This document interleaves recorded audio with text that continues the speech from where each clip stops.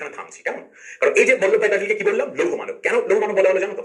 তার এই দৃঢ় মনোভাব এই পুরো ভারতকে মহাভারতে রূপান্তরিত করেছিল, এই পুরো ভারতকে উপমহাদেশ ভারতে পরিণত করেছিল। এত বড় ভারত গড়তে পেরেছিল শুধুমাত্র সর্দার বল্লভভাই প্যাটেলের দৃঢ় মনোভাবের জন্য।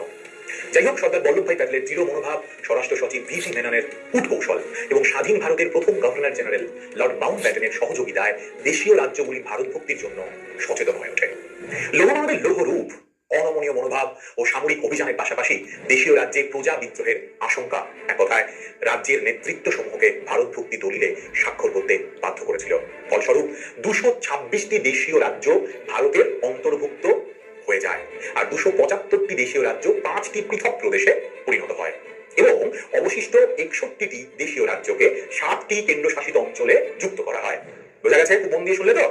তবে দেশীয় রাজ্যগুলির ভারত ভক্তির ক্ষেত্রে বিতর্ক সৃষ্টি হয়, মূলত জুনাগড়, কাশ্মীর এবং হায়দ্রাবাদকে কেন্দ্র করে। এই তিনটি দেশীয় রাজ্যের ভারত ভক্তির প্রশ্নকে কেন্দ্র করে তীব্র বিভ্রান্তিজনক বিতর্কের সৃষ্টি হয়।